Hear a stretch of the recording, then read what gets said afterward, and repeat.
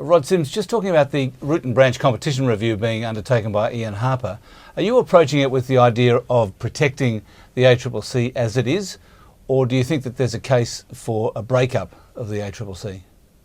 Well, two comments, Alan, if I could. First of all, we're approaching the root and branch review as a tremendous opportunity to introduce more competition into the Australian economy and improve incentives overall. That's what I think a lot of its work's going to be on, and the ACCC is going to contribute to that in a very fulsome way.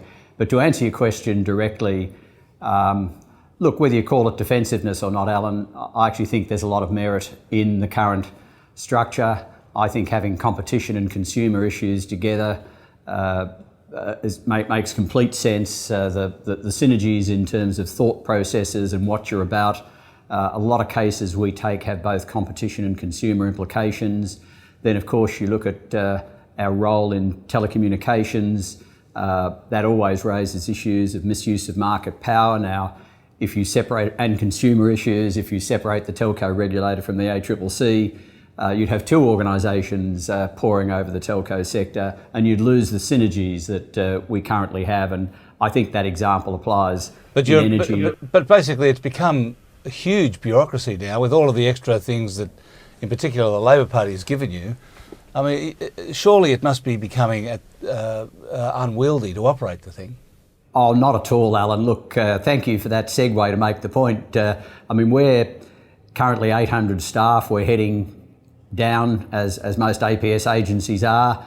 We'll be 750 staff by the end of June.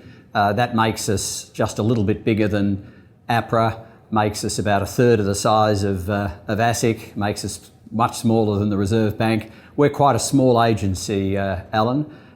We cover a lot of ground, as you correctly say: competition, consumer, mergers, telecommunications, energy, water, transport. But there's a common theme about all those, Alan. The common theme, which I think you want, and you need to watch very carefully that you don't lose, is that you've got economic rationale behind it all. You've got an idea that competition works best, that really is the underpinning of everything we do, and I think one needs to think very carefully before you lose that. Also, Alan, if I could say, enormous diseconomies of scale if you split the place up. Rod, the Hilmer Review's most potent impact was on the public sector. I know you're an advocate for more privatisation of the residual state-owned enterprises, but to what extent do you think competition could and should be brought to bear on more sensitive areas like health and education? I think there is real room for competition. I think reviews we've had of health and education probably haven't focused on competition enough, Stephen. If you look at education, for example, just take higher education as an example, there's a lot of regulation that limits how courses are done, limits pricing of courses. I think if you could look at it from a competition perspective, you may find that some of that regulation is limiting competition between universities because they're so highly regulated they can't differentiate themselves enough. So I think there is plenty of scope for more competition in health and education. I think there's scope for more competition with government services generally. It doesn't mean you outsource all of them. It simply means that many more services than now are contestable and open to other providers. I think that would be a good thing. There are also still some sectors of the private economy which are sheltered from competition. I think of things like newsagents and pharmacies, some professions, book publishers and distributors. Do you hope that the review opens those up? Oh, I think the review is an opportunity to look at all of that, Stephen. In addition, there's issues around coastal shipping, liner shipping, both of which are hugely important for Australia. The whole question of land transport, because the review terms of reference allow it to look at pricing issues and micro reform incentives in general and road authority structures. I think there's tremendous scope right across the board to introduce competition. I mean, there's a lot of focus in Australia on productivity at the moment. The key thing that drives productivity is incentives. That's what matters. That means competition, that means getting pricing right, that means finding the right owner of assets, querying whether government is the right owner of many things that government does. all of that, I think, is the key way to unlock productivity, and so that's why this review is so exciting and so important.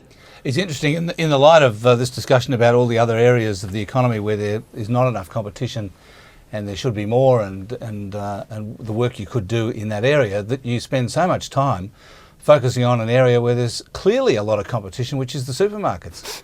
I mean, they're beating each other up day after day, and you spend a huge amount of time going after them. Well, Alan, if I could correct that, and I don't mean to have a go at either of you, but it's the media who focuses on this much more than we do. We have at the moment about 100 in-depth investigations going on. A very, very, very small number involve the supermarkets.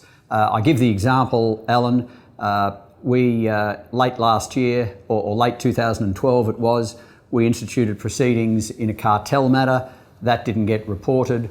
In February, we instituted proceedings last year against Visa for misuse of market power. That didn't get reported. We took action against Coles for their par-baked bread, and it was on page 1, page 6 and the back page of the Financial Review. So I'm not sure it's us that have got the preoccupation with supermarkets. But just to answer your question in a more serious way, I mean, the supermarket issues, I mean, they are our major retailers. So of course there are occasionally issues of misrepresentations, which is what we're looking at with the par-baked bread issue. Woolworths are doing a lot of acquisitions, I mean an enormous number. So of course now and again they'll run into merger issues with us. You had that bottle shop in Launceston where they owned 2 of the 4 bottle shops and they wanted to own 3 of the 4. Well, you know, what do you expect us to do in those circumstances? And then you've got issues like shopper dockets and things like that, where those are important issues. They have a big effect on the petrol market. The petrol market's very important.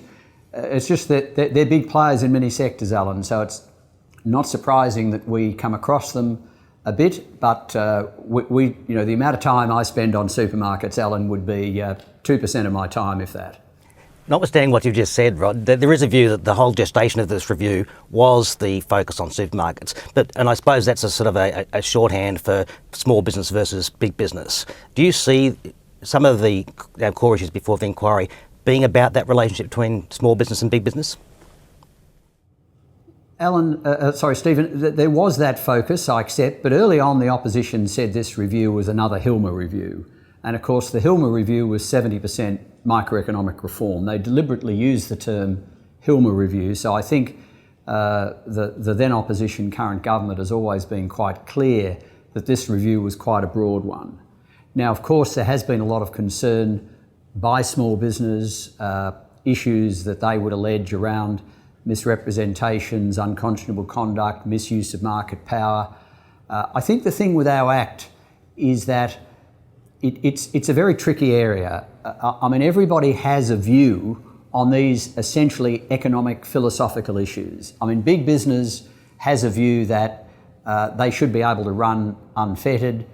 Consumers, smaller business, feel that there needs to be some tighter business boundaries around large business. These are debates you can have with anybody in the country at any time, and they'll all have different views. I would assert that big business and its legal advisors probably think we oppose too many mergers and we take on too many enforcement cases.